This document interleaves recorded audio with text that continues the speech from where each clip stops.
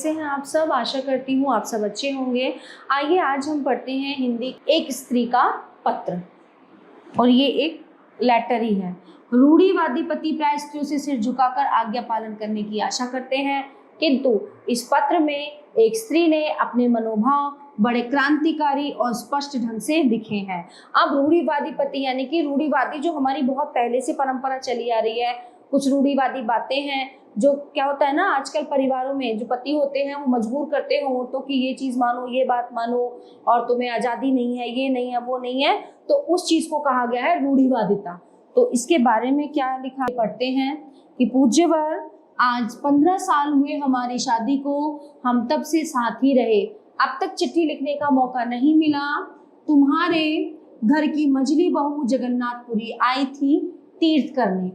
यहाँ पे आई तो मैंने जाना कि दुनिया और भगवान के साथ मेरा एक और नाता भी है, इसलिए आज चिट्ठी लिखने की हिम्मत कर रही हूँ। इसे मझली बहू की चिट्ठी मत समझना। वे दिन याद आता है जब मैं मझली बहू बनकर तुम्हारे घर आई थी।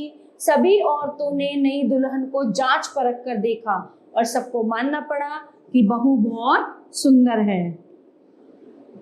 मैं सुंदर हूँ ये तो तुम लोग जल्दी भूल गए, पर मुझ में बुद्धि है ये बात तुम लोग चाहकर भी ना भूल सके।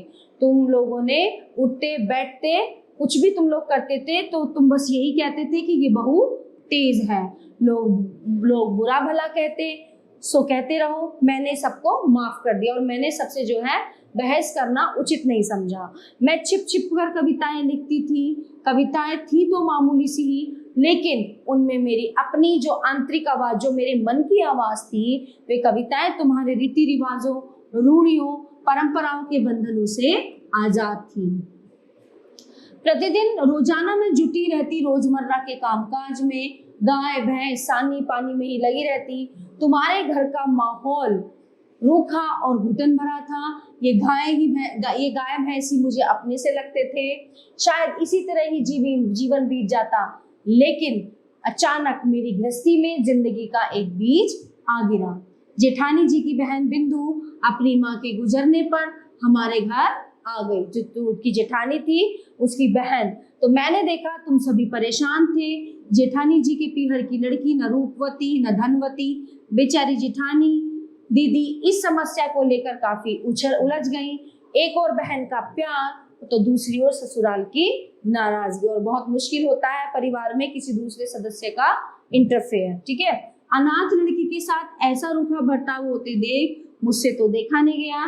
मैंने बिंदु को अपने पास जगह दी। यह देख जेठानी दीदी ने चैन की सांस ली। पहले मेरा स्नेह पाकर बिंदु को सकुचाती थी, पर वो धीरे धीरे मुझे बहुत प्यार करने लगी। बिंदु ने तो प्रेम का विशाल सागर ही मुझ पर उड़ेल दिया। मुझे कभी कोई इतना प्यार और इतना सम्मान भी दे सकेगा ये तो मैंने सोचा भी नहीं था। बिंदु को जो प्यार दुलार मुझसे मिला वो तुम लोगों को फूटी आंख नहीं सुहाता। याद आता है वो दिन जब तुम्हारे घर से एक बाजूबंद गायब हुआ था।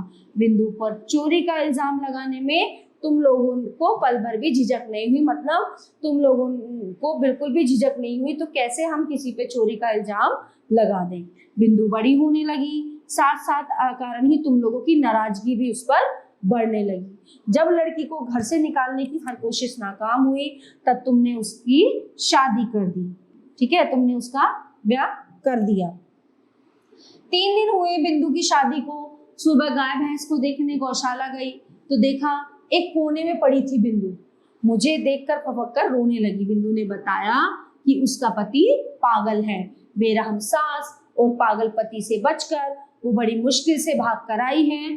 गुस्से और घृणा से मेरे तन बदन में आग लग गई और मैं बोल उठी, इस तरह का धोखा भी भला कोई ब्याह है? ठीक है, तू मेरे पास ही रहेगी, तुझे देखूं यहाँ से कौन ले जाता है। कुछ ही दिनों में बिंदु के ससुराल वाले उसे लेने आ पहुंचे। मुझे सबके अपमान से बचाने के लिए बिंदु खुद ही उन लोगों के सामने आकर खड़ी हो गई। वे लोग बिंदु को ले गए। चाहकर भी मैं बिंदु को न रोक सकी और मेरा दिल जो है दर्द से चीख उठा। तभी मैंने सुना कि बड़ी बुआ जी जगन्नाथपुरी तीर्थ करने जाएंगी, तो मैंने कहा मैं भी साथ जाऊंगी। तुम ये सुनकर खुश हुए। मैंने अपने भाई शरद को बुलवा भेजा। उससे बोली, भाई अगले बुधवार को मैं जगन्नाथपुरी जाऊंगी, जैसे भी हो बिंदु को उस गाड़ी में बिठाना होगा, मतलब उसका पीछा उन पागल ससुराल वालों से छुड़ाना होगा। शरद उसी दिन शाम को लौट आया। आते ही उसने बताया कि बिंदु ने कल अपने आप को आग लगाकर आत्महत्या कर ली। मैं स्तब्ध रह गई। मैं तीर्थ करने जगन्नाथपुरी आई हूँ, बिंदु को यहाँ तक आने की जरूरत नहीं पड़ी, लेकिन मेरे लिए ये जरूरी हो गया था। तुम्हारे घर में खाने पीने की कभी कमी नहीं हुई, मुझे कोई शिकायत नहीं है, लेकिन अब मैं लौटकर कभी तुम्हारे घर नहीं जाऊंगी। मैंने बिंदु को देखा, घर गृहस्थी में लिपटी औरत का परिचय पा चुकी, अब मुझे उसकी जरूरत नहीं है। मैं तुम्हारी चौखट लांघ चुकी हूँ, तुम्हारे घर की बजरी वो खत्म हो गई। इस वक्त मैं अनंत व अथाह नीले समुद्र के सामने खड़ी हूँ। क्या तुम सोच रहे हो कि मैं बिंदु की तरह मरने वाली हूँ? डरो मत, मैं तुम्हारे साथ ऐसा पुराना मजाक नहीं करूंगी। मीराबाई भी मेरी तरह औरत थी, उसके बंधन भी कम नहीं थे। उनसे मुक्ति पाने के लिए उसे आत्महत्या तो नहीं करनी पड़ी। मुझे स्वयं पर भरोसा है, मैं जी सकती हूँ और मैं जीऊंगी तुम लोगों के आश्रय से मुक्त होकर। और वास्तव में ये जो पार्ट है बहुत विचलित करने वाला है। ठीक है, पहले होता था जो औरतें थी वो आजाद नहीं थी, ज्यादा पढ़ी लिखी नहीं होती थी, तो वो क्या करती थी, मतलब अंदर घर घर में रह के कभी आत्महत्या कर ली, कभी उनको मार दिया गया, है ना। तो बहुत जरूरत है जब कोई औरत स्त्री शादी करके आती है तो उसे भी आजादी चाहिए होती है, उसे भी अपने अपने मतलब अपने अधिकारों के साथ, अपने खुद के कुछ फैसलों के साथ जीना बहुत आवश्यक हो जाता है ना। और क्या होता है ना, अब आज समय के साथ हमें इन चीजों को बदलना चाहिए, हमें जो है अपनी सोच बदलनी चाहिए। फिर एट द एंड क्या होता है कि वो बहुएं जो हैं परेशान होकर घर से अपना निकल जाती हैं, अपना एक इंडिपेंडेंट जीवन जीना शुरू कर देती हैं। तो ऐसी नौबत ना आए, तो हमें जो है अपने परिवार के माहौल को इतना खुला और स्वतंत्र बनाना चाहिए ताकि हर कोई सांस ले सके और जी सके। ठीक है।